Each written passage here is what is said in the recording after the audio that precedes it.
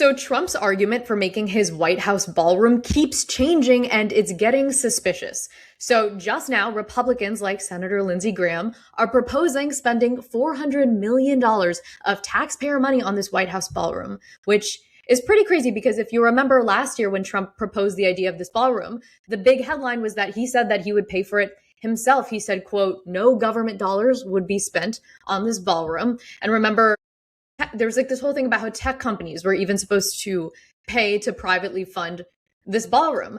But it is now seeming like Apple and Meta just didn't pay enough because now Trump is reshaping this entire ballroom conversation from, okay, like we need a place to hold events for large groups of people to actually, this is a national security issue. This isn't elective and we need taxpayers to pay for this.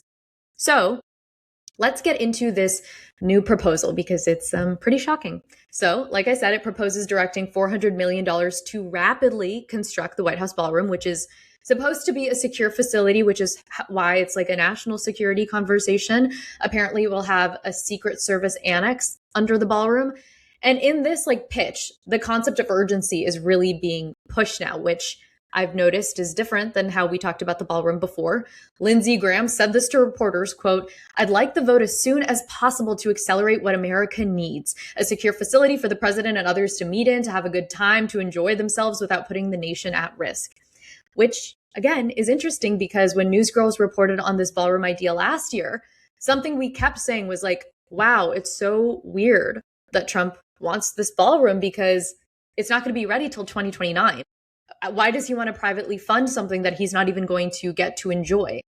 Well, now it's kind of becoming more clear that maybe that just like wasn't his goal from the beginning. Obviously, this mindset of let's get this done quickly for national security reasons is only legitimized slightly now because of the attack on Saturday at the White House Correspondents' Dinner. NEWSGIRLS did an analysis on that night and Trump's press conference after, and we pointed out how weird it was that in the middle of Trump talking about this attack, Wren and I were like texting during this press conference and being like, why did Trump just plug his ballroom? Like he did that in the middle of talking about this very traumatic event, especially Trump, who, you know, this is like the third violent assault near Trump's vicinity in the past 2 years. Somehow he found the capacity to plug his ballroom construction. He was like, well, you know, I suggested having it at the White House. I knew we should have had it at this hotel. If we had the ballroom, we could have events like this at the ballroom and we'd all be safer.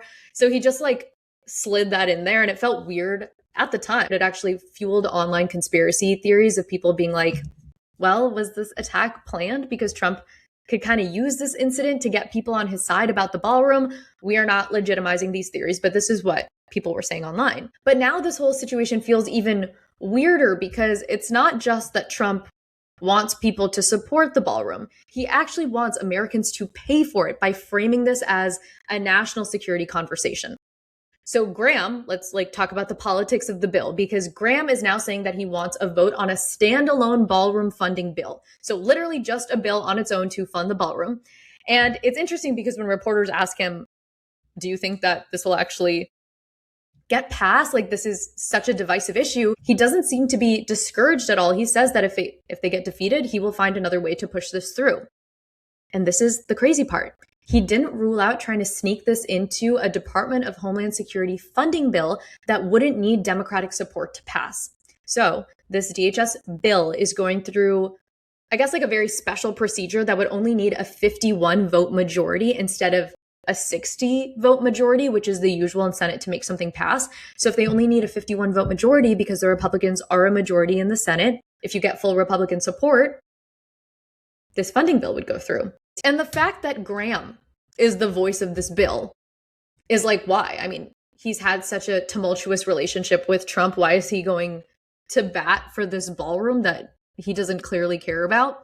But we've reported on this before. The two of them have gotten really close since this US-Iran war. We've reported on how he was the one to lobby Trump really hard on launching this war. And there's been reporting that Israeli Prime Minister Netanyahu and Graham together plotted on how to manipulate Trump into wanting to go to war with Iran. We've done like a whole piece on that. It's really interesting. So we recommend checking it out. So I guess with that context in mind, Graham is maybe just trying to keep Trump happy. And if he gets his project greenlit, maybe Trump would listen to him more. And I mean, I know it sounds like such a simplistic view. Like, is that really how things work? I mean, I think they do in this administration. We know in Trump world, loyalty is currency. We have seen that actively in front of our own eyes. We've even seen foreign countries, suck up to Trump because they might have lower tariffs, or we're seeing it with like Trump wanting to keep US military in countries that supported him in this war and pull them out if they didn't. So there's a very clear incentive to want to be on Trump's good side. But some Republicans are risking Trump's wrath, it seems, because they so don't support this idea.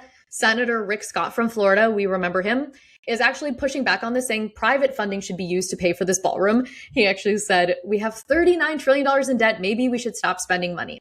So he is so right about that.